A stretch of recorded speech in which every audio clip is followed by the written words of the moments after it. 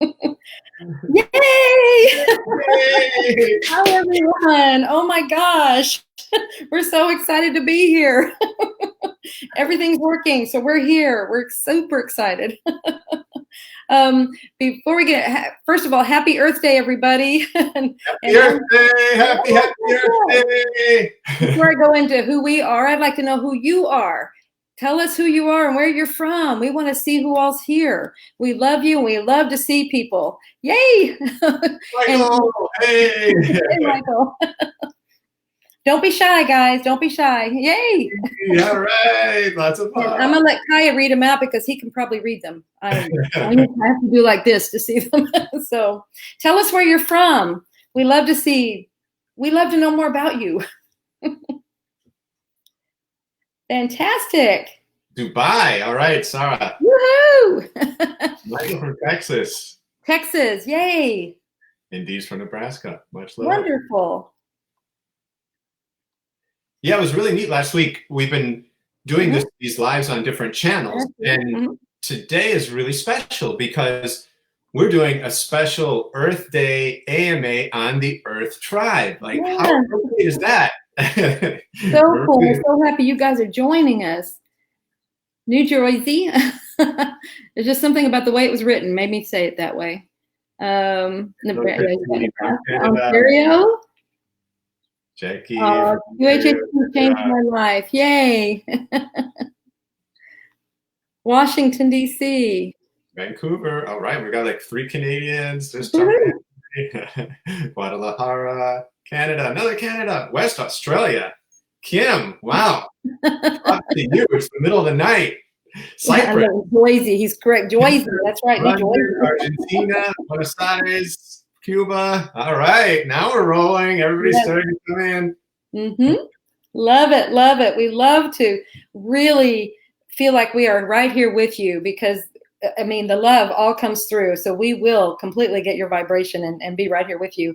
But it helps us if we can see this and know you're here. Otherwise, we just talk to screens. And it's so much easier if you understand. If you've been, well, I'll just tell you a little bit about us. I mean, we do a lot of live events. And so I feed off of that interaction. That is how I work best. I can't just be a talking head all the time and just talk to the screen, talk. I love to interact with everybody and get the feedback and get there's just something beautiful about that that's how I work. And I think you work that way too, don't you, Kaya? Yeah. That's what's so cool about Facebook Lives are that it's so engaging and so interactive. And I always feel like we're having our own little party here. And it's our hour. And it's a time when we can come together and we connect and we share and you and I talk. But the comment section lights up. And I always make a point when we're finished with our live session, I'll go and listen through the whole thing and I'll be able to look at the comments and read and get the feedback. And that'll give me the idea for the next point of communication. So I'm super grateful for this technology. And so you guys don't be shy when we ask a question and it's something that's relative to you and you have something that you just feel like adding, just definitely do it. Introduce yourself. Tell us from where you are and just share, because that's what we're here for, is to share and lift each other's spirits up. I see a Paris on there. Riverside, California, South Africa. Woohoo! Good one. Yeah. Saba. I know where you're from, Saba. Florida. Yeah, right in my neck of the woods. Yep. Baltimore. See how I have to get really close to look at it. Another Australia. You guys are fantastic. Oh my gosh. I did have a request from someone in Australia. I mean, it's so beautiful that you're listening to this live because I know it's really late at night or early in the morning there for you. So thank you so much for staying up with us and being with us and everything. And it was requested that we might try to adjust our times a little bit to make it a little bit easier on the Australians. So we can look into that, definitely, see what works best for everyone, because we love you to be with us. Real quick, before we get into too much here, like I said before, I could just get lost in all these. Italy and Houston and Connecticut, Manchester, Tennessee, Chicago. Perth. We have Perth. Perth. Perth. Perth. Wonderful. Yay. A quick question. Is Bonjour. anyone out there familiar? I know some of you are if you're coming over from the QHHT community and everything. I'd like to see a raise of hands or a waving or something of those of you that are familiar with Dolores Cannon. And just say a comment about her or something, whatever you think about her. Are we seeing hands? I see hearts.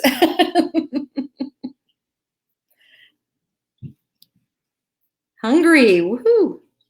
Frankfurt, oh my gosh, you guys. España. Alabama, Earth Day in Canada, London, aloha. There's a little bit of a delay on here, so for that part to come through.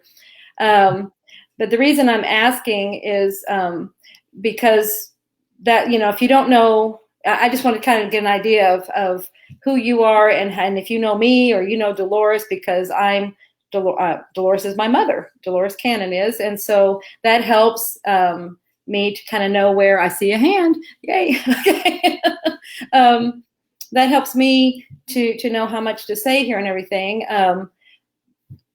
But it never hurts to repeat things. And it's really cool that today is the 22nd of April, Earth Day. Yes, absolutely. But it's also my father's birthday. So very, very cool. And he actually, my parents had this really interesting relationship, an interesting thing that they did. They explored universes. They explored time frames. They explored they time traveled. I mean, pretty cool parents, huh?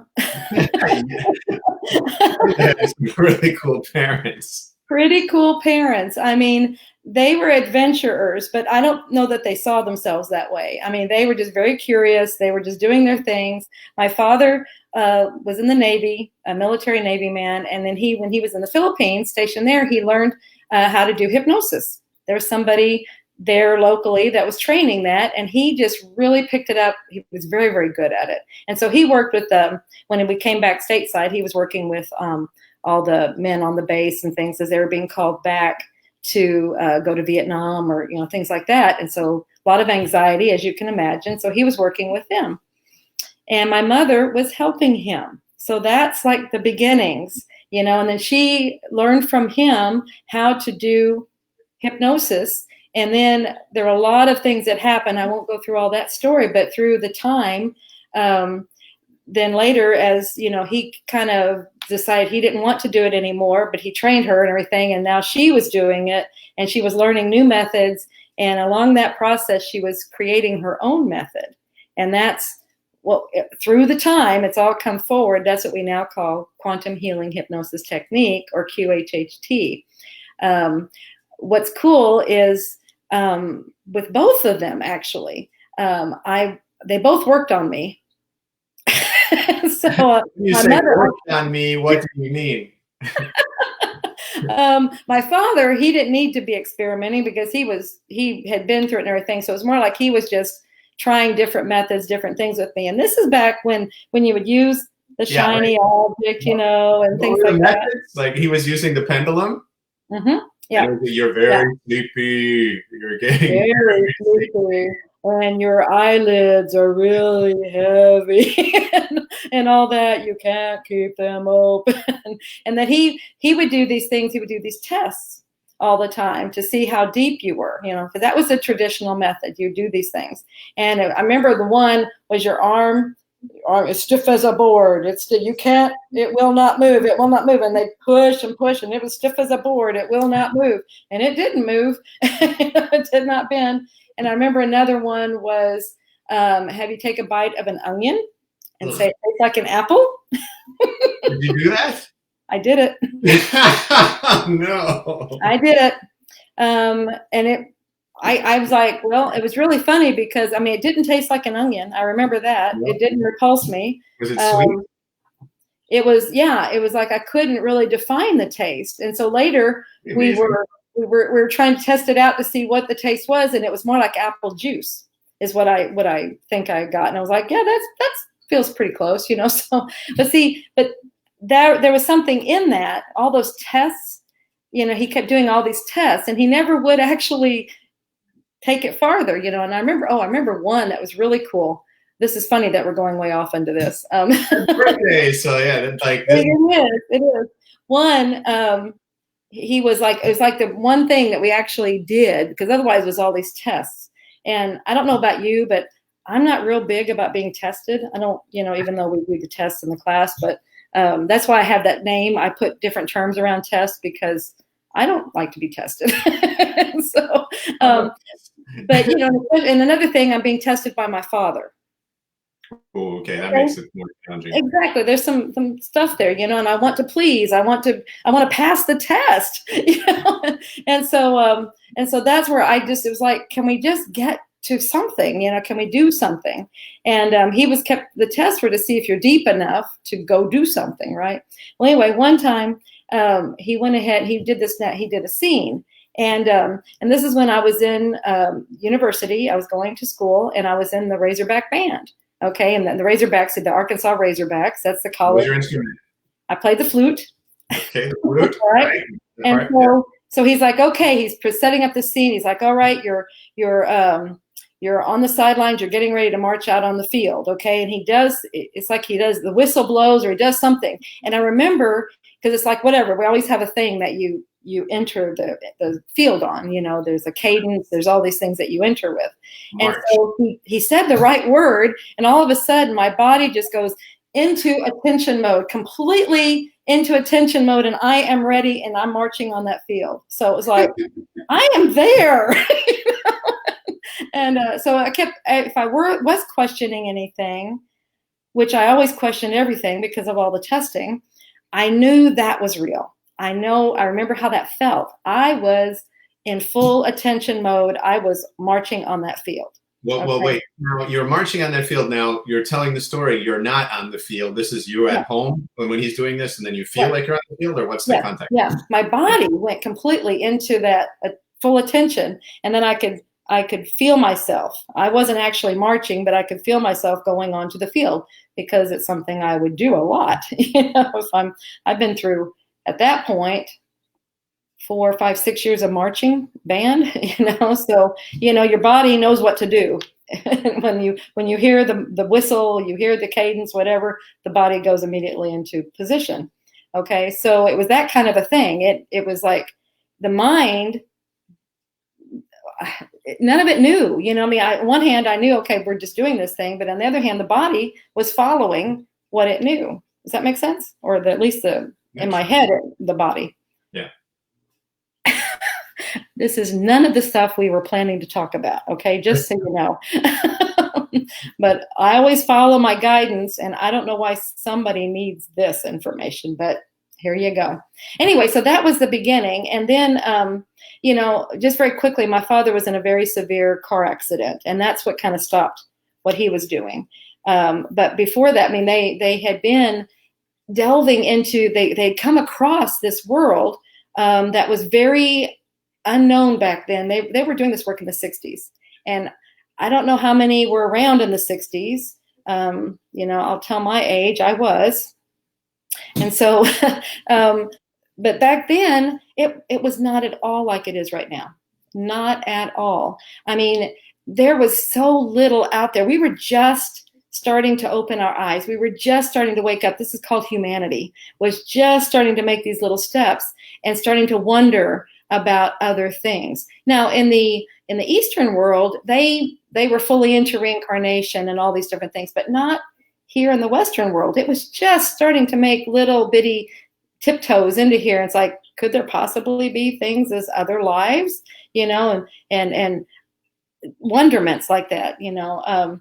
And my mother always believed, we were always open-minded, and we believed in like, now we call it metaphysical issue. We didn't even have a name for it back then. It was just ghosts and paranormal and things like that. See, there's an evolution that happened. Crazy stuff.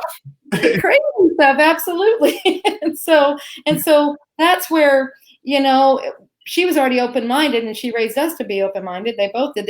We had an open-minded family. And so when they fell into the world of past lives. And that's what happened in the sessions that my father was doing. Somebody just spontaneously went into other lives, and they're like, oh my gosh, what's going on here? And so they just kept exploring, and it didn't scare them. Other people said, why aren't you scared? And because this is something completely new and completely out of the norm. And it's like, why, different? It's like, why didn't you just shut the door on that and go away? Well, the curiosity took over. And that's that. I have very curious parents.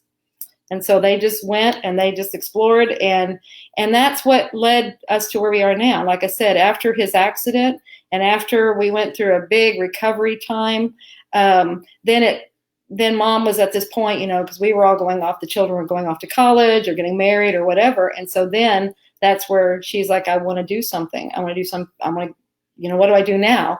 And then she's, I really like that time travel that we were doing. So I want to explore that.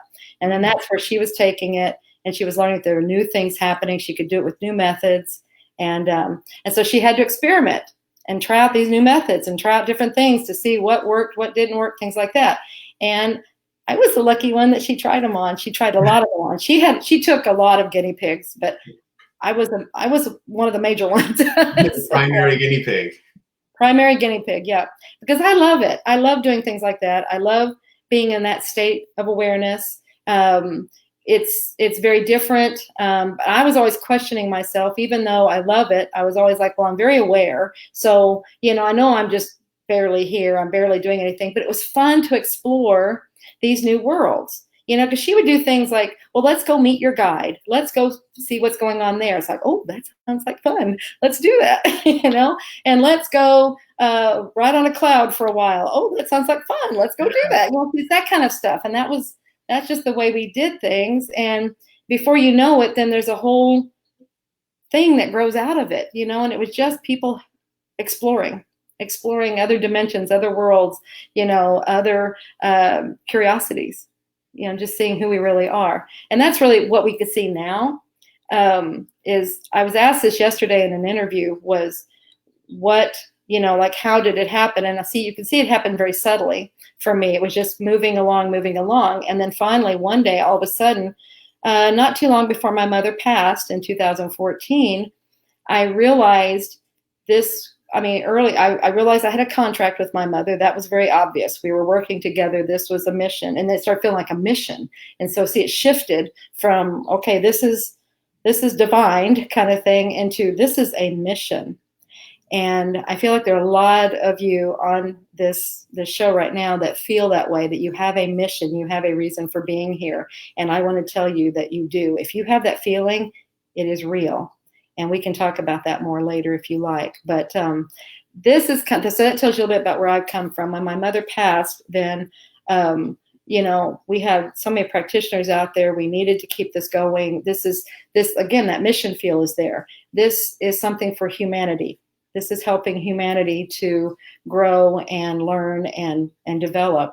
And so I couldn't let it just stop. And so just kept it going.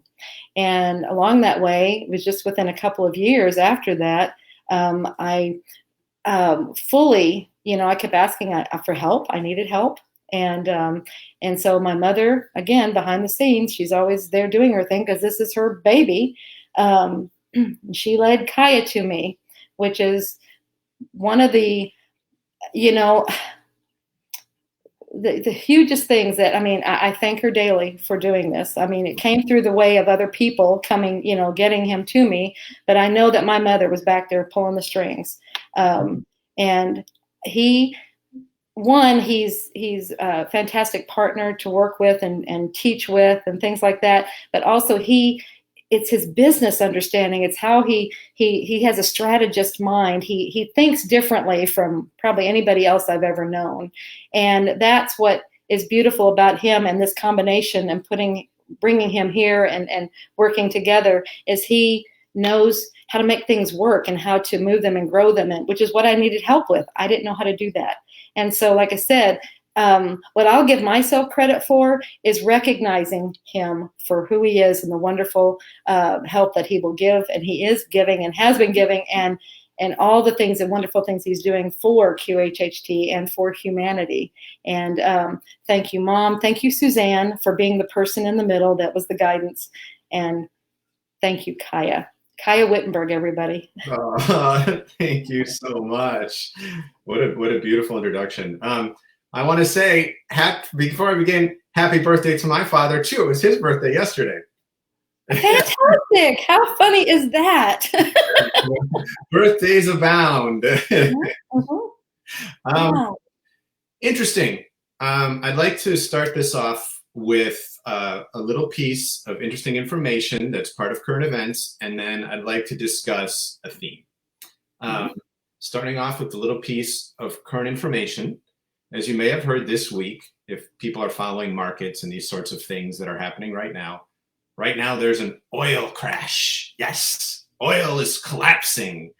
And it went from $25, $30 a barrel, and it collapsed on the end of an expiration to actually negative, where nobody wanted to take the oil because there wasn't anywhere to store it. So oil actually went negative.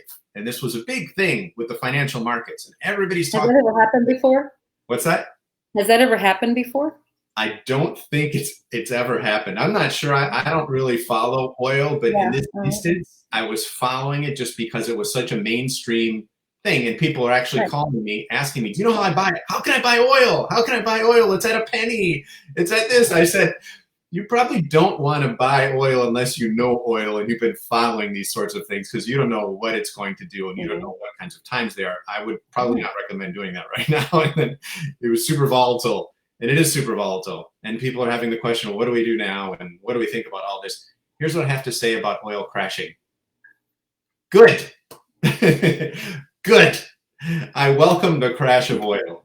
I think that it's about time that we've had an event, again, in this reshifting of the earth, of something that sends shockwaves out there to induce change. Because the past of oil, the present of oil, yeah, great, it served its purpose. But in my eyes, I don't see a future in oil. I do not care to have and be living on an earth that's oil-centric, that oil is such a necessary key ingredient where we need to go into the ground and we need to dig up this oil and pull it out, and it runs some economies, and then these economies get to be quasi-rogue economies where they have this situations in them that tend to have human rights repressions and things like that. And you see in some of these oil producing countries, there's a lot of problems, social unrest in these countries. And in general, we have something that's the ultimate source of energy. And it never quits. It never takes a day off. Every time we look up, it's there for us, shining, smiling, energizing us, giving us light, heat. We have plenty of that power. We just need to continue to develop solar power. It's so powerful that now we can use it for our houses. We can use it for the cars. We can use it for everything. You know, the only thing that's holding us back from using our sun and controlling the safe source of energy that's not harming the earth in any way, the only thing that was holding us back was archaic, outdated systems, financial systems that were profiting from the extraction of this substance in the earth and holding back the technologies that's actually beautiful for the earth. When we have a solar power revolution, the pollution isn't going out into our atmosphere. It's not harming the atmospheres. We're not having environmental collapses like we have here in Florida in the Gulf years back. There was tremendous damage from one of these tanker problems that they had, or drill problems, or rigging problems that they had. And it's a severe ecological problem when these things are going on. And we see this as just now with this new earth shift and with the virus expanding and pushing change forward. Oil is just another part of it now. The oil crisis is not a crisis. It is a blessing. And I think the shift that we're being forced into is again leading us into a situation where the earth is going to be much more healthy. And if we looked at the earth, and I've seen so many aerials and people circulate these things of what the earth is feeling right now during the virus spread. What's the earth feeling? The earth is feeling good. The earth is feeling better than it's felt in quite some time, the actual consciousness of the earth, because the physicality of the earth isn't feeling the force of the pollution. Now that these big businesses and there's a lot of things that were mostly production in China is stopping, and the pollution, the dumping into the waters and expanding the mercury, the bad air that's going up, all this has been on a significant halt because of the virus. And it's been actually healing the earth, and the earth has been feeling it. And the earth is in a really good place right now. So when you think about that news that's coming in from all your sources, and you think about crisis, crisis, crisis, and this and that, and this and that, first of all, I say don't even turn on the news. Don't even listen to the television.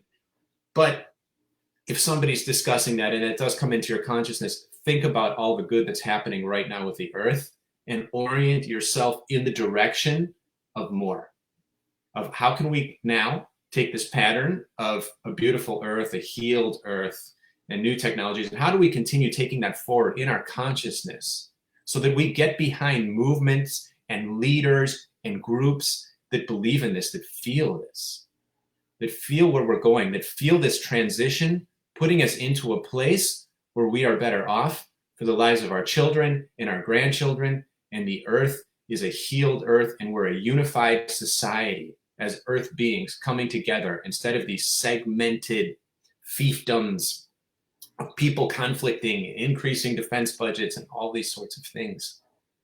Let's use this all to channel in the right direction and keep our tribe moving forward, our Earth tribe, because we are part of the Earth tribe. It's all connecting on Earth Day, and this is magical that we're here. And I felt it was important to have this conversation for us to understand about now on Earth Day, to just take a little bit of time to think about what's happening with the Earth and think about how much positivity is moving forward with inertia, and how we can personally take accountability for that and use our messaging, use our platform, use our technology, use Facebook, and get people thinking in the right way, in the right direction that benefits us all. It's special. It's a special time. Very good. Yes, very good. Super. So you're saying you're into, that was the current. Correct. Yes. Now, theme. I'd like to get into a theme. There's a human theme here that's spread quite a bit, and it's widely accepted. And this theme is seeing is believing. Yeah. So you see something, okay, I need to just see it to actually believe it. Give me the proof. Show me that it's there. I need proof before I'll believe. I'm not willing to take that leap. I'm a fact person. Just show me the fact and the proof and the reality. I would ask you to reconsider that premise and actually flip it to believing is seeing, and thinking that your sponsoring thought, your belief is what you will see. And understand that, and that you do not need to see something to have your proof.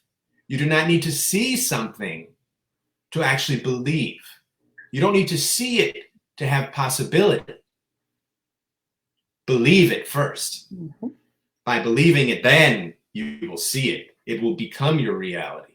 It will there grow in front of you. It's powerful when we start to shift our thinking and make these distinctions. Because imagination is something that I think is greatly undervalued. There's this belief that sometimes it's like, oh, it's just your imagination. Oh, you're using to come back to the real world. Don't use your imagination. Now, with the 5D Earth and the changing, I would welcome everybody to double down on their imagination, to double down on their sense of possibility, because believing is seeing. And the believing can stimulate your imagination, which is the foundation to your reality.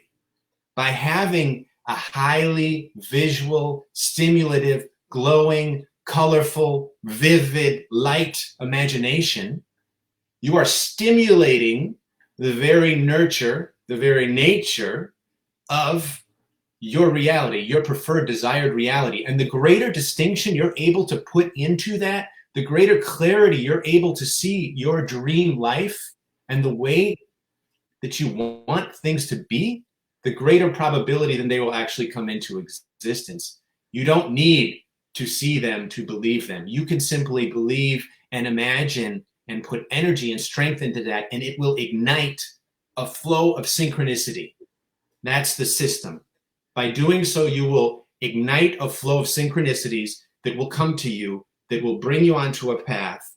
And this source of information that you have with your higher self will be directing you the entire way. It will be giving you little distinctions and nods. And actually yesterday in doing that exercise, I was going over the superconscious, the SC work that we were doing in the level 2 course, and I was editing that and putting it together. And it got me really thinking about that voice that you're hearing and the perceptions and the way that your superconscious, your subconscious, whatever you want to call it, the SC is communicating with you. And you say it, and like you say it in the class, you said it constantly. Your higher self is communicating to you constantly. Yeah, the exact way they say it, just because somebody may have heard constantly. Constantly. I don't know why it's said that way, but that's how it's said. Constantly. And loosening up the way that you get those perceptions is the key to getting them. You don't need to have them come to you in a particular way. We tend to have this thing about humans is if I want this information from my guides, I want my guides to appear to me in physical form and look at me and grab me by the shoulders and say, I am talking to you. I am your guides. I am here because I'm here physically. It's proof and you can actually listen to me. Otherwise, this could be all just one big fairy tale of made up stuff. Well, it's all one big fairy tale of made up stuff anyway, because we're living in a simulated reality. Our physical self is just this much of us. We are actually an infinite hologram of energy and light, and we are putting ourselves into this as part of a simulated reality, which is actually one incredibly intricate, high-level, soul-based, heart-loving computer program of infinite intelligence. If you really want to know the truth about that, that's the details with that. However, getting back to that point about humans needing to see that physical guide in front of them, right? That would be the greatest travesty of all. Believing that you must see your guides or you must see or directly physically witness that information that's coming to you. It's just the opposite. It's expanding your awareness into the subtleties, into the magic, into the connection of the possibilities of what could be. Asking yourself the questions of what could be in your reality and what you could perceive as messages from your guides and higher selves. So I ask that question now for everybody out there in the comments. What are some different ways that your higher self can communicate with you, not being the physical? What are some of the subtleties that you can get and accept and see that are ways of this communication moving back and forth? Because they use a lot. Let's see what they say.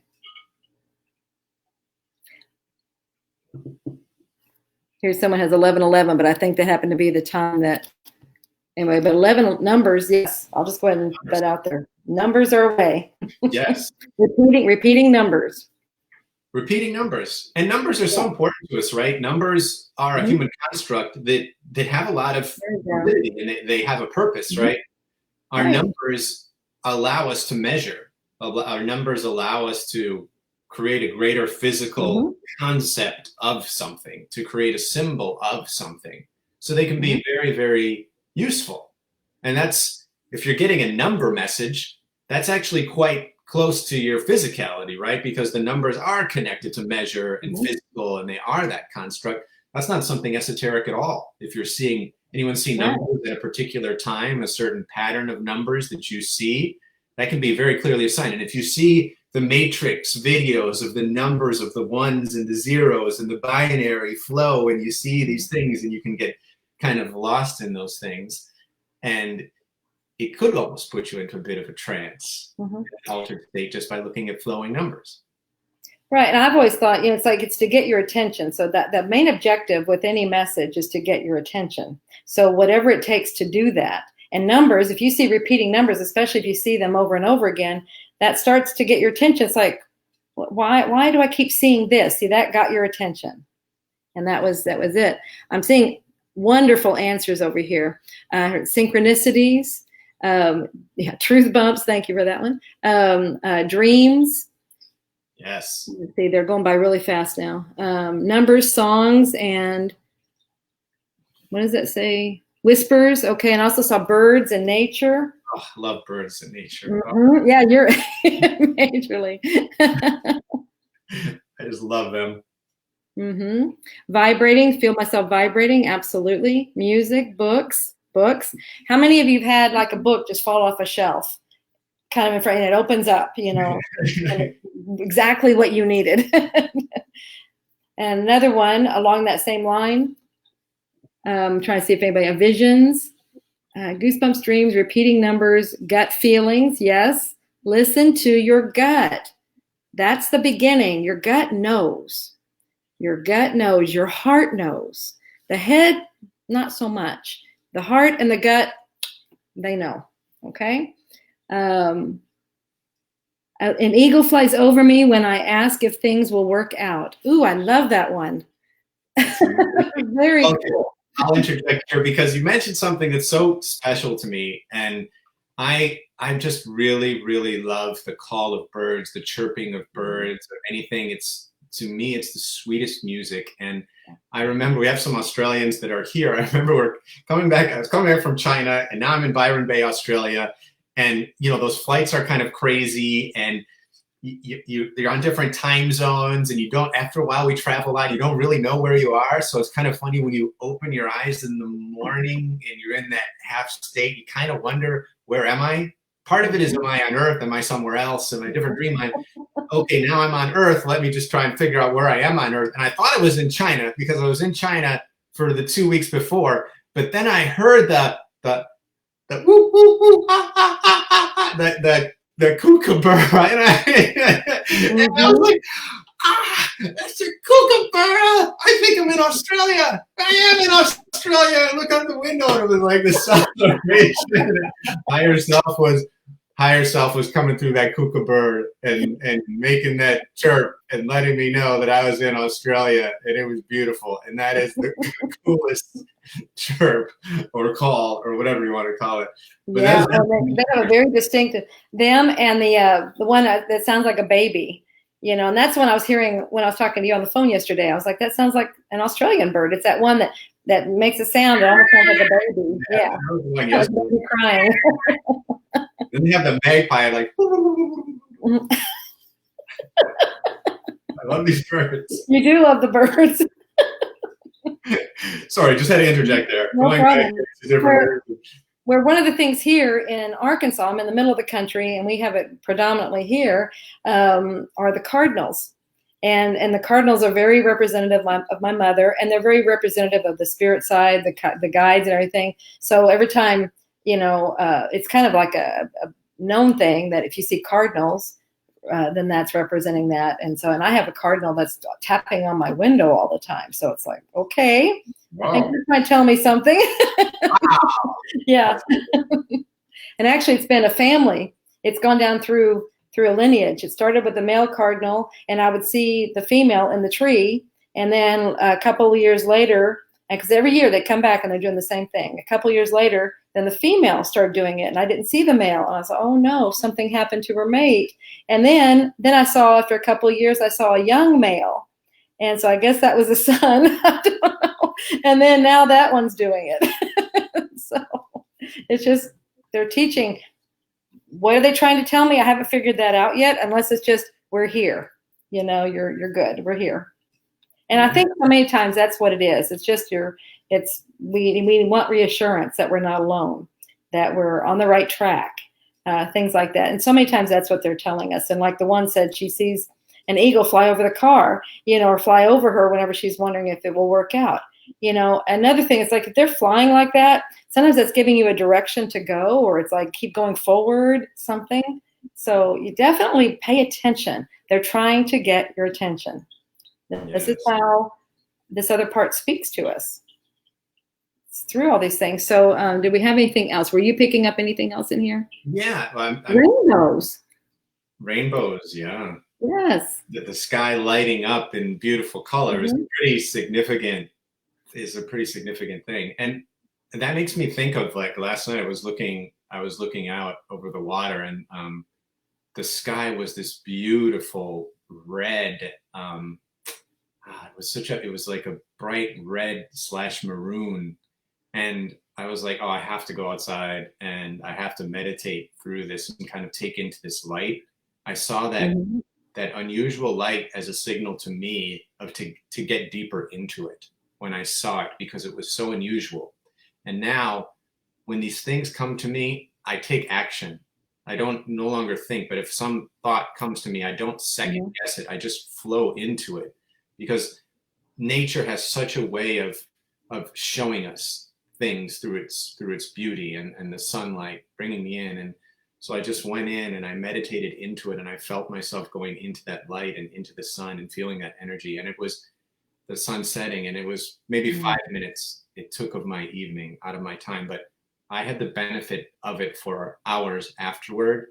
And I still felt that beautiful energy and light and reconnection with stars and my purpose, and all of these things were stimulated. And I slept like a baby. It was a beautiful sleep. And there were so many benefits of just following the intuition that just came from seeing that beautiful color and following through into taking action on something that was just a sign and a signal, and then go to the next step. That'll never let you down. Well, that's a good point. It's like when you are seeing these things, pay attention to what you're thinking or what you're saying or what you're just hearing, things like that, because it's, like I said, it's trying to get your attention, but it's also, maybe giving confirmation to something. But, so just stay aware, be aware of there's more to this, not just the physical world that we're in. It's so much more, and just follow that. So that's perfect. Take action. Pay attention. That's their biggest message. Pay attention. There's something else going on. There's more going on, is what they're saying. So I saw someone said smells, feathers. Oh, here, feathers. And we're on the same bird line. But feathers. How many people see feathers? Or see pennies? Those are all things. I have a feather in the center of the mind's eye of my soul portrait. There you go. It was right through there. So maybe that has something to do with the connection to the birds that I'm so obsessed with. I don't know. I wonder. I think we both have birds. You have a couple of birds, I think, in yours besides the feather. Red bird. There's another bird over here, bluebird. There's a bee. The feathers there. Yeah. Now, what'd you call that first bird that you said? The red bird? It's a red bird, but it's definitely a cardinal. Cardinal, yes. It's a good-looking cardinal, too. Yeah, exactly. And see, and I have a hawk in mine. It's up on the upper. I think I just have the one bird. So very cool. But, we have, and then yours is underwater. Mine has a whale in it and water down there. So definitely water things. I'm not going to say water issues. It's water things. Bird lands on you and won't leave. Wow. I would say that's a message. Bird lands on you and won't leave. I would say that's really trying to get your attention. I would like, please elaborate on that. I would love for you to share your story. I would like to read that. That's pretty unusual. That's really amazing. Very cool. Now I know here, because the spring is coming, the hummingbirds are coming out. Oh, I love the hummingbirds. They're so gorgeous. I have a huge honeysuckle on my deck, and so they're all coming after that. And so it puts it right there. What's a honeysuckle?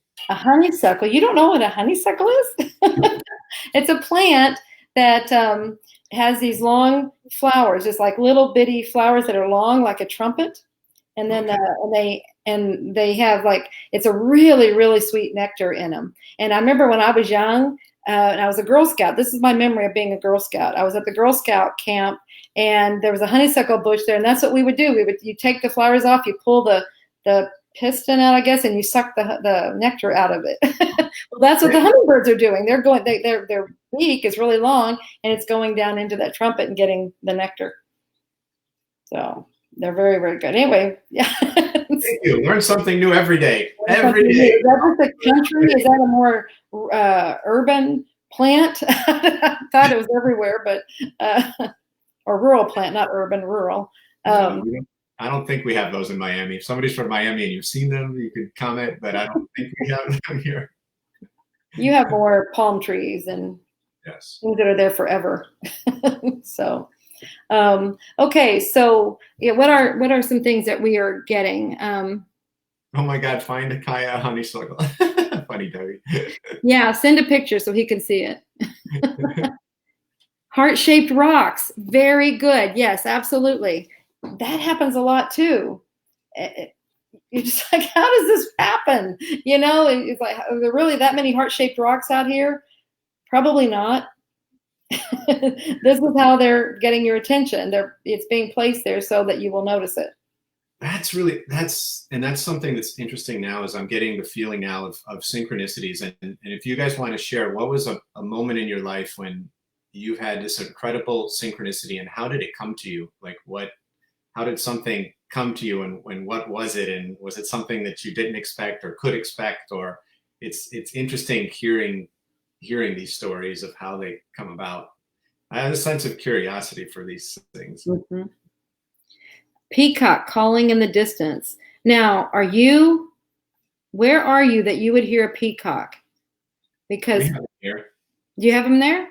Yeah, I mean, we used to have a neighbor that raised them, and that was the only way I knew what they sounded like or anything. So you have them just out in the wild there, or what? They were actually on Key Biscayne as we were going out on the excursion day in February, and we were going out to that beach at Lighthouse Park. There were peacocks that were in Biscayne somewhere, and I was driving. Said, yeah, these peacocks here. So wow, how cool! So they were just wild? I think so. I think so. How cool is that? Not something I would expect to be in Miami. There are peacocks in the Keys too. I know she's out there somewhere. Let's see here. Okay, I got get down to more Cairo. Something about Cairo. Hello from Alaska. Hey, Christy. Okay. Okay, now this is wonderful. Oh, dolphins. I'm seeing dolphins as well. Of course, yes, dolphins are very near and dear to us. It's just, you have something to say about dolphins. It's such an incredible experience to connect with the dolphins in the wild, in the ocean, because they're so playful, and they really exist to live a life that's full of love and pleasure and excitement. And that's really what they love to play, which is something that you can learn from the dolphins when we get out there and in the water. And we've had a variety of different experiences going out in beautiful, crystal clear, calm waters with the dolphins. And then we've also been out in insanely big waves in the ocean, offshore in Hawaii, and going up and down. And when you're feeling the stress of sort of waves, when you're above the water and you're seeing these big waves, there's a natural tendency to be like, oh, you can have a little bit of fear that's creeping in, or a lot of bit of fear. But then a lot of bit of fear. Then once you learn to relax and put your head under and get with your snorkel and ride the wave, you notice that it kind of shuts off everything. You don't feel the stress. And then the dolphins, once you come, they start coming around and they start feeling that collective energy and playing. And some of the best days of my life were connecting with the dolphins that we've done in Hawaii. They are such beautiful, telepathic, incredibly wise, playful, beautiful creatures. And I look forward to doing that again. We've got to definitely do that again. We need to do that again next year Sure. And they communicate with us in the dream land, and they can communicate to our vibration. They are actually ET beings that are from Sirius. And we've had these beautiful guides that have taken us out, Joe Notion and others. And just the experiences have been absolutely fascinating. And one thing that I also notice as it's a lot of swimming. Like we'll be in the water for 4 hours, and a lot of times we're going through waves. And I'm not a big swimmer, even though I live in Miami. A big swim for me is usually taking a lap from one end of the pool to the next. And I'm like, okay, that's my swim. I just don't swim that much. Right. We're actually swimming in Hawaii for like 4 hours, and at the end of the day, I'm in the ocean, guys, in the ocean. 4 hours swimming. Like, who does that? But the point there is, the connection with the dolphins and that radiant energy, you lose track of time, you lose track of hunger, you lose track of thirst, you lose track of everything else. And the swimming is just a byproduct of the sharing of the energy, and you're lost in time. Time doesn't exist, and it gets condensed when you're with the dolphins. And I believe a lot of healing takes place as well with the minerals of the ocean and the protection of the dolphins. Yeah, that dolphins can definitely be sources of your higher consciousness and connecting. Beautiful epiphany. I love everything you guys are saying. This is fantastic. The sounds of the dolphins make Kaya Wittenberg. What was that? Roots. do sounds dolphins make Kaya Wittenberg. I think he wants me to do dolphin sounds. They're like the high pitched. You hear like clicking. Yeah, you hear clicking. You also hear like a sonar, like yeah, I can't. It's a higher pitch, but you hear them. Yeah, but it's really high, very distinct. And then there's like a real high pitched tone that I was thinking was a sonar, but I think the sonar is actually the clicking. But I'm not sure. I got confused as to what was what. But that was when I was first in there, and I had my head in the water, and I kept hearing the sound, and I'm like, well, what is that? And I come up, and I'm trying to. It's like, what is that? What is that? And there's nothing up around me. I put my head back down, and there's all these dolphins right under me. And so I knew it was them, but it was so cool. They were just, that's how I knew they were there. And that's how you do know. You'll hear these different sounds. It's them, and it's probably they're tracking off of you as well, because they know exactly where you are in that water. They know how to work around you and everything. It's so gorgeous. Close to you too. They'll come this far away from you, and they're right there, coming by there. And every time they come by, your heart's like, oh, here they come again, here they come. And you wave to your group, like when they're coming to you, put your hand up out of the water to signal so the rest of the swimmers can come towards you. So we all kind of help each other while we're doing this entire exercise. It's just amazing. Yeah. And then the whole thing is that, of course, because they are not I know they look physical, but they're not physical. Like you were saying, they're coming from other places and everything. And they really understand love. And that's, so when you see them, you just radiate love. And then that's also what brings them in close to you. And, they knew us before we ever got there. And so in fact, we were told they were waiting for us. So we were there. And I think that's part of what they were sensing, the frequencies and things like that. I mean, these are really cool beings that we can learn so much from. It's just being heart-centered and trusting and working with others based on the heart. Yeah. It's also pretty cool too when you think of the ocean. Generally, there's a lot of fear associated with sharks. So people are like, when you're going out the ocean, they're like, all right, are there sharks around here? It's the question. What's super interesting about the dolphins is they immediately tell you, no. Sharks don't mess with the dolphins. They keep their distance. When there's the dolphins around, the sharks avoid them, because the dolphins are actually smart enough to flip the sharks around, and they can either disable them or kill them if they are behaving badly. So they're sort of protectors in their own way too, which is so wonderful.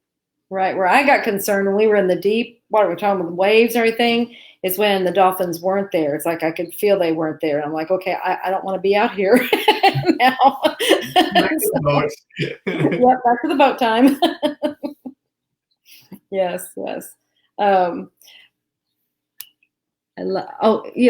know sharks are great, but I don't necessarily I'm not there yet to be in the ocean with them. Although who knows how close, they may have been right there and we didn't know it.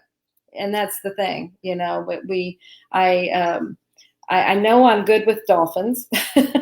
Sharks, I just haven't made it there yet. I love all creatures, absolutely love all creatures, but feeling comfortable to be right there in their world with them, I got some of my own stuff I'm working with. I probably so.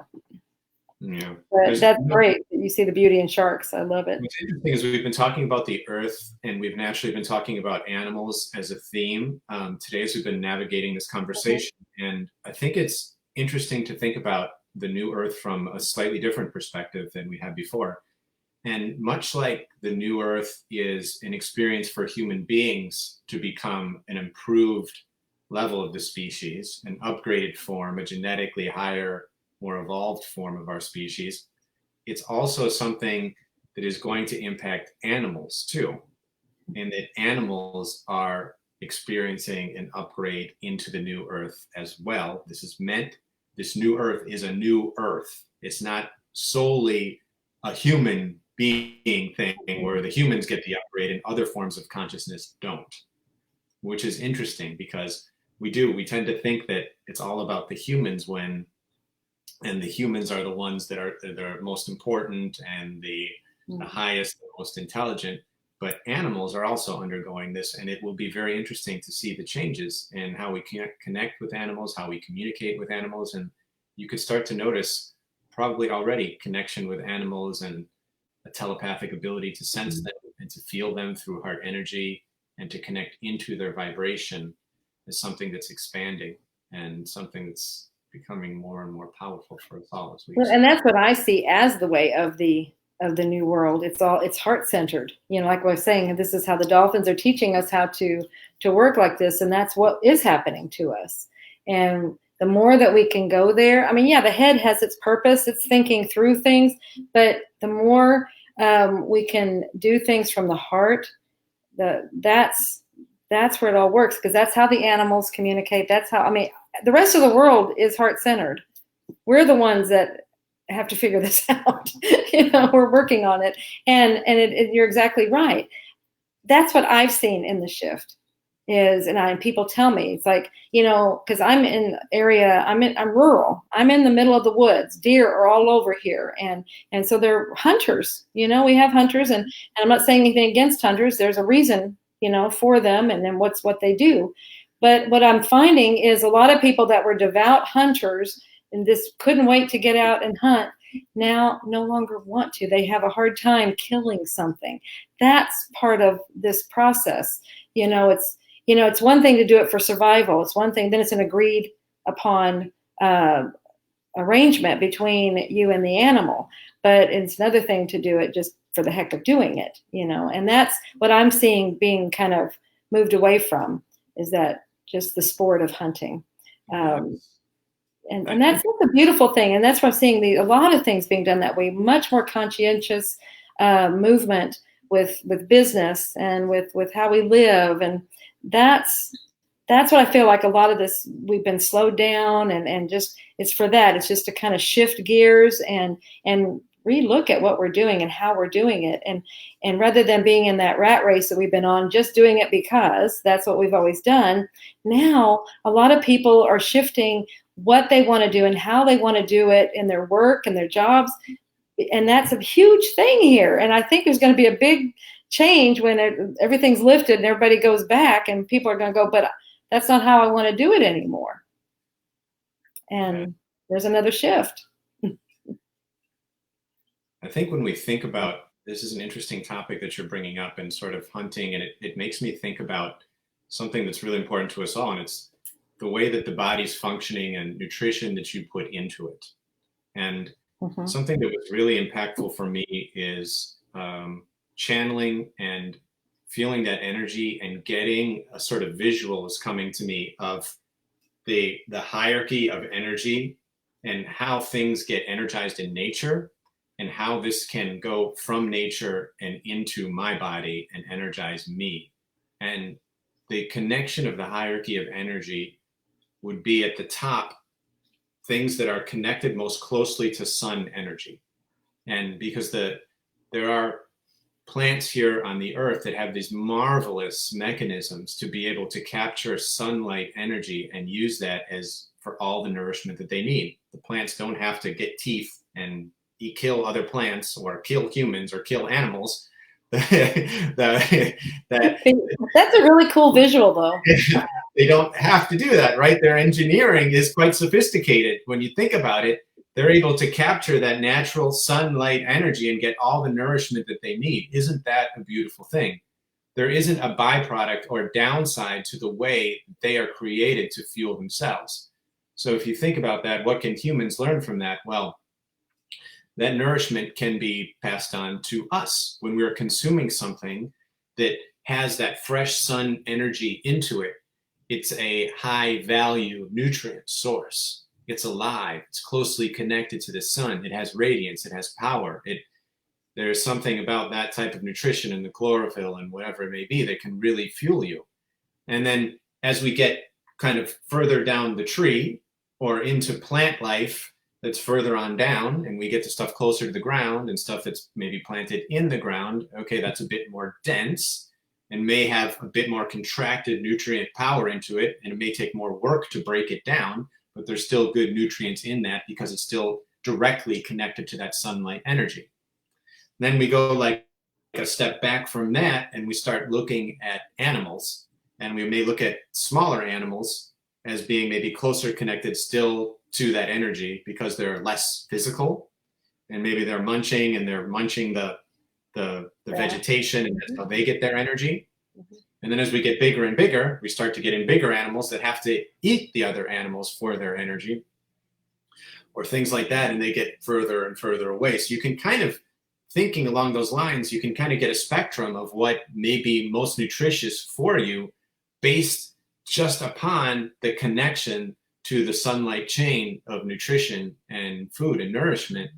And it was a big change in my life when I started changing to more of a plant-based diet that was giving me the nutrition that I needed, and specifically being very attracted to green is what came through in the very first QHHT session that I did have, and it came in through the superconscious, and it was just green, eating green. And if it's green, eat it. You should be eating green with as many meals as possible and putting the green on the plate, because the green has that direct connection to the sun, and the chlorophyll does something that's very special for you. It's not only going to give you the nutrition that you need, it's going to keep your energetic pathways open to be able to take light energy of all kinds and give you power to take that light energy and align it and do more with your life. So it was kind of an interesting revelation that I had in being connected to nutrition and food and the sun. And on Earth Day, I think that's something relevant to talk about, because animal consumption taxes the earth.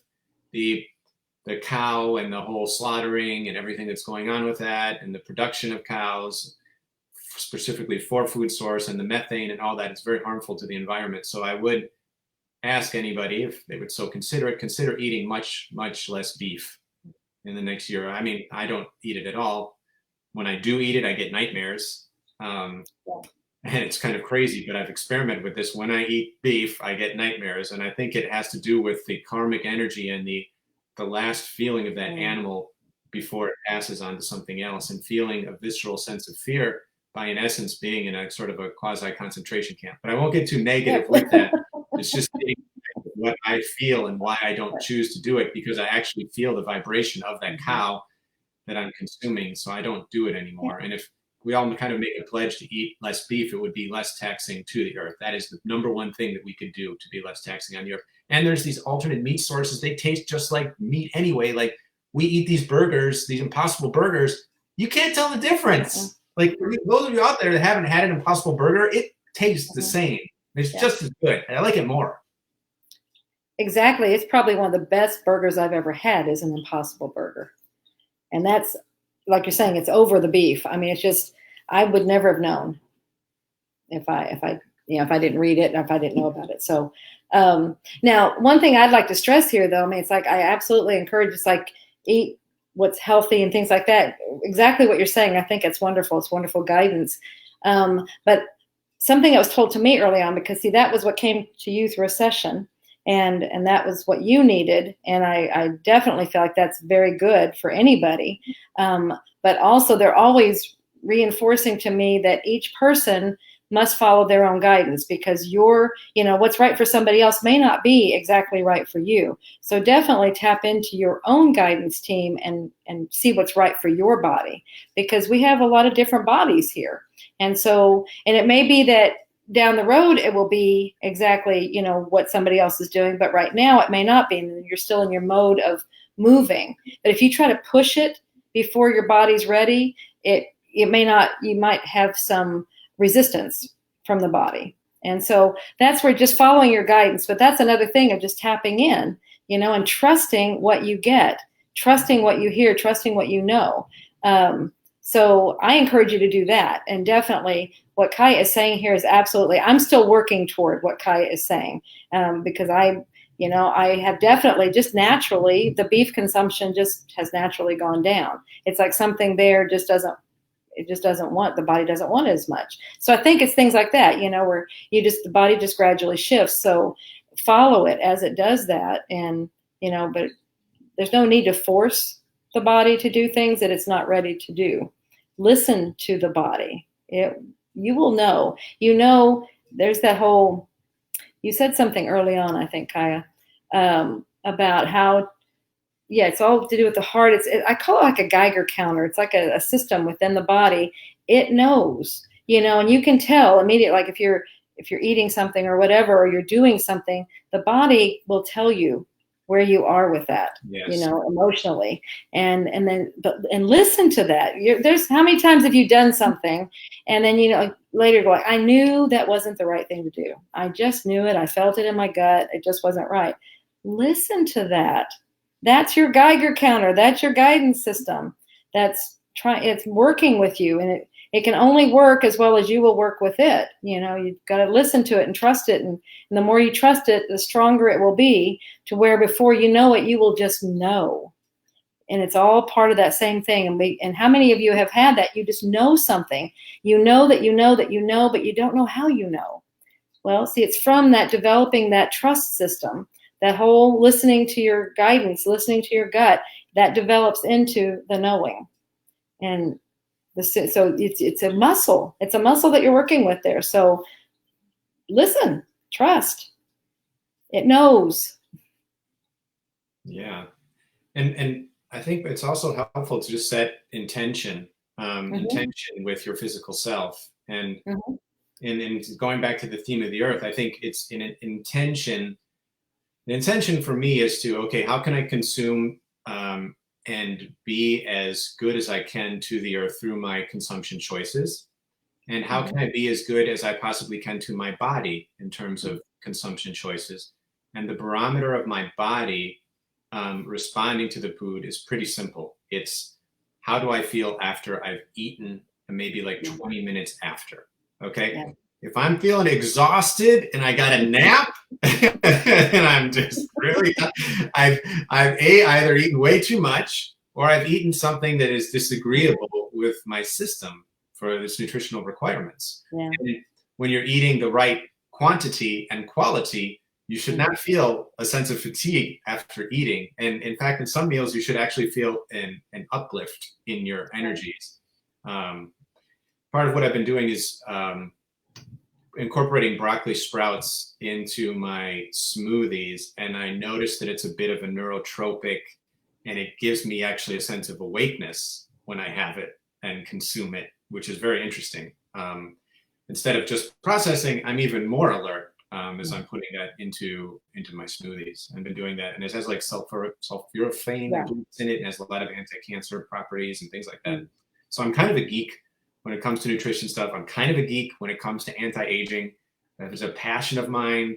I'll read any research when it comes to like anti-aging or slowing down the aging process, because it's a passion of me of extending the life of the body and extending that concept of chronological age and bending what age actually is. Because chronological age is a bunch of BS. It's just stupid in my mind. When people say, how old are you? Okay, you're asking me to come up with this construct of human time, of years, which more or less change based upon your thoughts and your belief system. And then take this artificial construction and then attach it to your body to say how long you've been in existence. And the actual chronological age is not really reflective of how you've used your body at all. Your body has its own real age. And there's a lot of ways out there when you can find your body's real age. And I highly encourage you to find your body's real age. I do it through these projects called Elysium, and there's this product called Basis, and you can take a test and it can reveal the true age. And it's very eye-opening once you get into this mindset and you think, I'm going to make decisions that are going to be easier on my body, that are going to allow its metabolic breakdown and the cellular breakdown, and actually slow that down. So not only do you have a longer lifespan, because we're getting into some really exciting times, but as you get older, you're going to be more healthy and you're going to be able to facilitate more action. You're going to be able to do more with your life. I mean, I don't want to be old and sitting in a rocking chair and being like, okay, I made it old, but I'm sitting in the rocking chair. I can't move, but I'm here.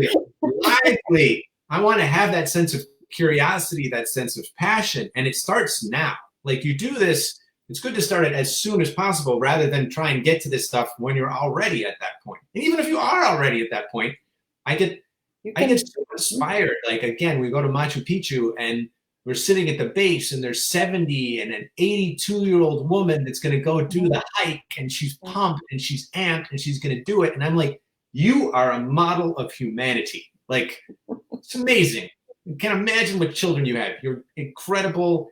You're an incredible role model. You inspire me, and I'm sure that you inspire them. So that's one thing that I'm very passionate about, is nurturing your body, thinking about your body, making conscious decisions with your body. And when I go through my goals on a yearly, quarterly, weekly basis, the first part of the goal is not money, it's my physical body. And there's always intention and goals set within my physical body. And one of the newest distinctions is just standing up for 2 hours a day and not working completely from a sitting down position. I'm just kind of going on tangents now because I feel that this can affect the consciousness somehow. And it inspired me when my brother told me, he said, dude, sitting is the new smoking. And I was like, wow, sitting is the new smoking. There's these horrible effects on you when you're sitting for way too long, and standing is the way to go. And I'm like, wow, what a great symbol. Like, that opened up a doorway and it got me. So I bought the book. There was a book about that. It was something related to sitting is the new smoking, you know, and I ended up getting a standing desk. And I have the standing desk up, and I work, and I look out at the water, and I create my environment, and I have my affirmations, and I have my dream life behind me, and I have my soul portrait, and I do everything I possibly can to keep that dream environment of creativity and imagining and that sense of imagination and possibility all to exist in my reality. And I know this is coming through right now. This is semi-channeled. This is relevant because we're all in our own realities right now, and we're doing these remote things. So take some time this week, if you're little office area or your work area, the area that you spend your most time is, if it isn't calibrated to something that inspires you and makes you feel like a yes, like, yes, this is my environment. I look at this and I'm inspired, I'm alive, and I'm ready, and I'm productive, and I just feel good when I'm here. Make it. Just do it. You're going to enjoy the fruits of it constantly, and you're going to be in that sweet spot that you really want to be in, of productivity, of feeling alive. I love that. In fact, I would like to, I wasn't meaning to say the word challenge. I wanted to say encourage, but the word challenge is coming through. So maybe that's something that's necessary. I don't know.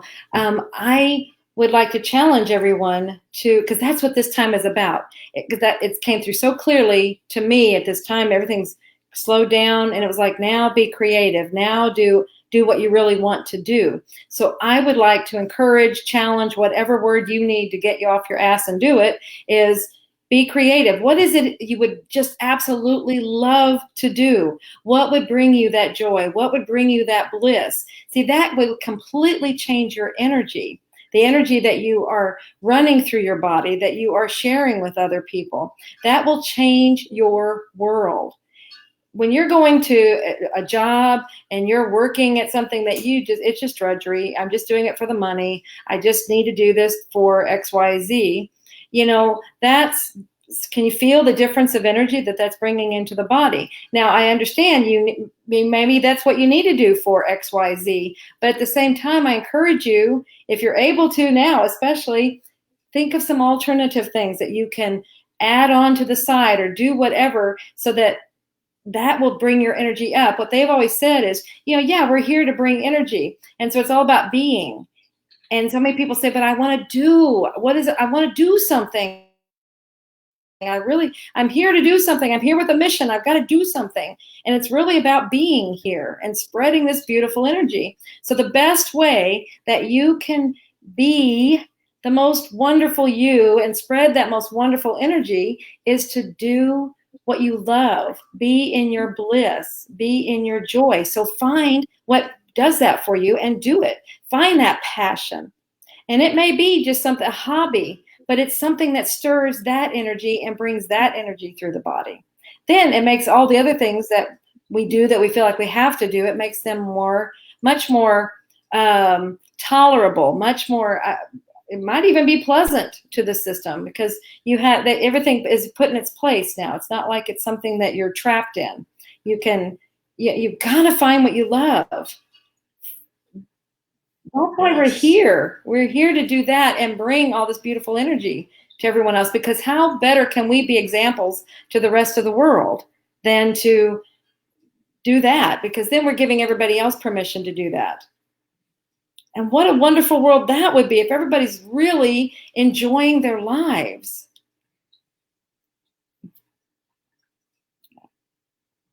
The power, this is a point of emphasis, and I feel it's really coming through super strongly now, is the power of, and it's tying in everything that we've started with this conversation, the power of using your imagination to capture your aspirations and your dreams and the life that lights you up, that completely lights you up, to allow that to come and give you a picture, and then to take that picture and create symbols in your world that you can look at on a daily basis that will spark and connect that. What they'll be are doorways that the second you open them will connect you to that and will do this incredible pull there and start this chain reaction in emotion that's like subconscious and happening and driving you beneath the scenes and into your reality. And that's why I emphasize putting these things in your life that are symbols that give you a feeling of who you really are, greatness. Like I have Buddhas, crystals, crystals. Oh, and the ones you just got from Egypt.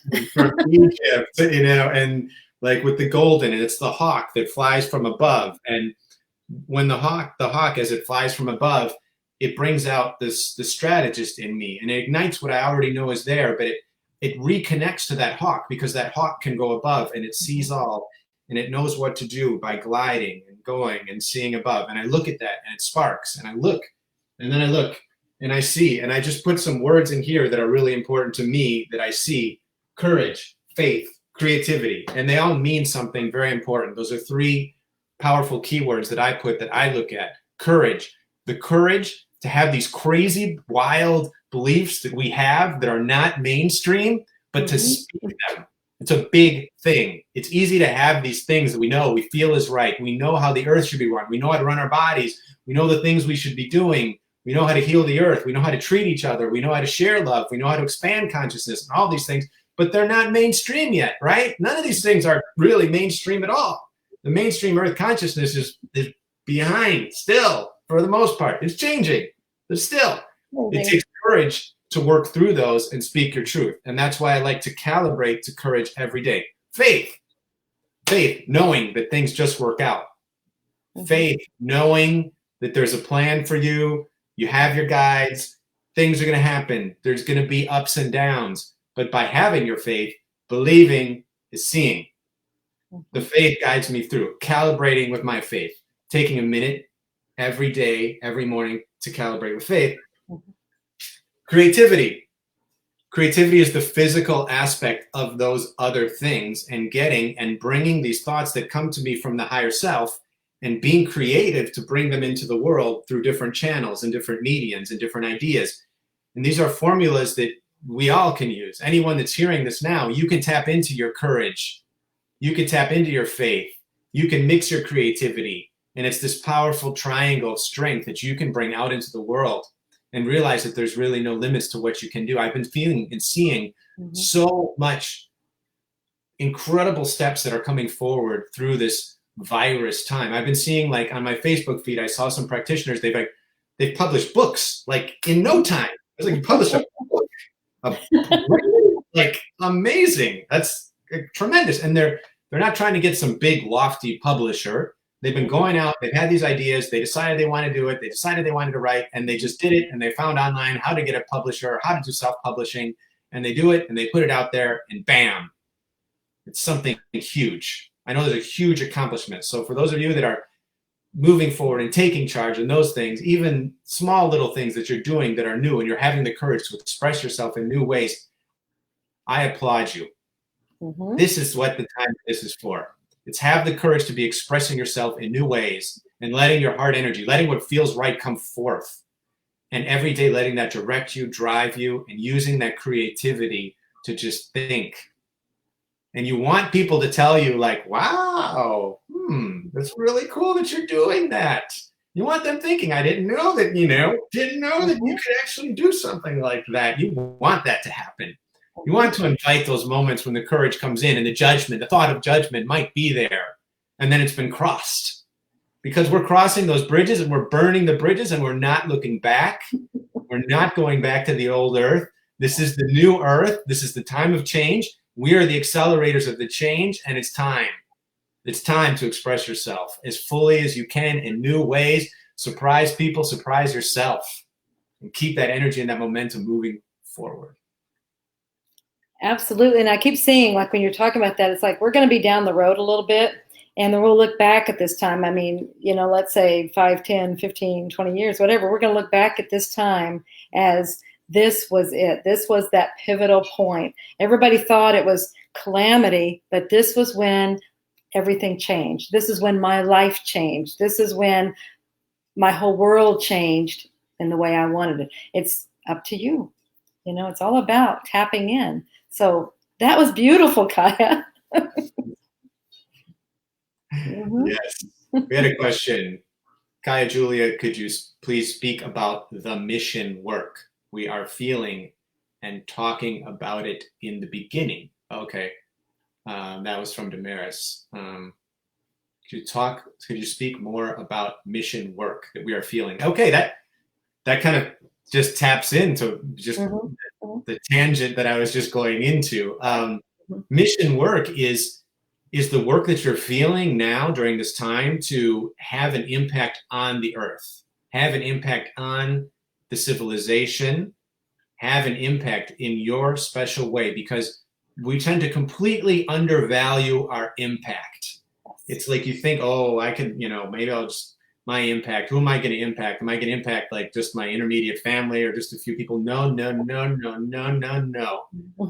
You have these technologies now and resources at your disposal and resources of information and how to learn anything with that little YouTube search. You can learn anything that you want to reinforce any amazing sense of creativity that you have that's related to your mission. And when we go into these QHHT sessions, and we've seen thousands upon thousands, hundreds of thousands of them, and the one common theme that always comes through is we're here to help. We've came here to help the earth. We've been involved. This is now the time of helping, of shifting. And it's helping in your unique way. It's contributing in your unique way. If you're listening to this, you're already drawn to this. If you weren't drawn to this and you weren't able to help the earth, this wouldn't exist. This channel, this call, what we're seeing right now, it wouldn't exist in your world. It would not be there at all. It wouldn't exist at all. There'd be other channels. It wouldn't come across your consciousness, but it has. And it has. And these words are. And these words are meant for you, anyone listening. These words are the magic music of your soul in time to start really kicking it up and working towards your mission and defining your mission. And it's an exercise we do in my class in the level 2 when we go about it. And we do some exercises in getting to your mission and getting to your purpose. But it doesn't have to be anything complicated. And you actually don't need a lot of exercise to do it. All you need to do is get to a quiet place, shut off the simulated reality of your ego, and breathe in, and that information will come. Just like the sun comes up every single morning, you'll get your mission. You just got to get to a very calm, quiet place, shut off the simulated reality, and your higher self will come in with exactly what you need to know in the most beautiful way. You'll feel calm, you'll feel great, you'll feel the heart energy, and you'll feel that now's the time to really step forward and go further and further into it. And that's just for those of us that are in the beginning. There's other us listening that are further along that. We're already in the mission. We're already in the zone. Well, now, for those of you that are already in that, you've been walking, now you got to double down. Now you really go. We have the time. We have the time now. This has been a break. This break from the outside world that demands you travel. Travel takes up time. Travel's inefficient. You don't need for traveling. Put that extra time into your mission. Imagine the amount of time that you're saved all day traveling here and there and everywhere. You can take that time and you can put it towards things that are feeling connected to your heart and your mission. Yeah, and I'm feeling someone asking, but how do I know what's my mission and what's coming to me? I think you alluded to it, but I'd just like to go on a little bit further. It's, again, back to that bliss. What brings you passion? What brings you bliss? What is your passion? See, whatever it is you really, really want to do, that is what you're here for. And that's what's so beautiful. Like you were saying, it's a unique, we're all bringing our unique piece. And that is super important to reinforce. This world that we're creating, this world that we're in, this mission that we're doing, all of these things that we're doing could not be accomplished without you, without the piece that you bring. So you must understand your vital part in this. You are needed. You are here for a reason. I know so many that have come from, wherever you've come from. I mean, my mother wrote the book 3 Waves of Volunteers, and that was referring to the volunteers that were coming to Earth to help humanity, to help us shift. And they're coming from all kinds of different places, from God or Source, from other planets, other galaxies. So that way it was not, there were souls that were not entrenched into all the 3D Earth, whatever, dogma, whatever I know there used to be the word karma. I don't feel like that's appropriate to use right now. So let's just use the dogma. Anyway, so it's like all that had to be lifted out of that. So volunteers, we're asking for volunteers. And so many have come, and then now, but then you don't know why you're here. You're like, up until you start understanding your reason. And it can be, I just know I don't like it here. What is this place? It's foreign to me. I mean, I don't belong here. Just let me leave. I don't belong here. And so many are trying to leave. And it's so important for you to understand that you came here for a reason. You came here to do something, and that do something was to be and to bring that energy like we were talking about. And it's whatever you find is your passion, your bliss, that brings that beautiful joy energy, then that is what you do in order to be accomplishing your mission. That is your vital ingredient. It doesn't need to be complicated. Like Kaya said, don't make it complicated. Do these things to tap in to what it is. I mean, on the heart level what it is, but so that head gets in there and it's like, yeah, but you can't do that. You can't, it tries to justify and tries to talk it away. Listen to the heart. It knows and it will adapt. Things will adapt around it. Go with it and everything else works around it. And that is why you're here. There used to be a saying, it's like, if you're still here, you're not done. Know that you're not done. You are here for a reason. And that's that mission. And if it feels like that to you, it's because it is. We are here for a reason. We are here on a mission. Get the mission done. Do it. Do your part. When you're done, when it's all done, then you'll leave. That's how it works. Yes. What a beautiful, beautiful way to to give the final words on that. We're kind of drawing to a conclusion here. This time has gone by so fast. Oh my goodness. Yes, yes. Oh, and we're on a new channel here, so there's quite a bunch of new people, and we have a context that we've came together, and it's through QHHT, quantum healing hypnosis technique. It is the glue that has bound us in this advanced technique for exploring consciousness. If some of you out there are curious about it, you want to become a practitioner, Julie, we do have an online course for you to get a certification, and Julie has the coupon code for you. It is lots of love. That's all one word. Just put it all together, and that'll be a code. And that's for the website, qhhtofficial.com. You can go there, put in lots of love for the coupon code, and and that's an amazing context for a life-changing course that will allow you to learn so much more about getting into consciousness and working with other people to get connected to the highest versions of themselves.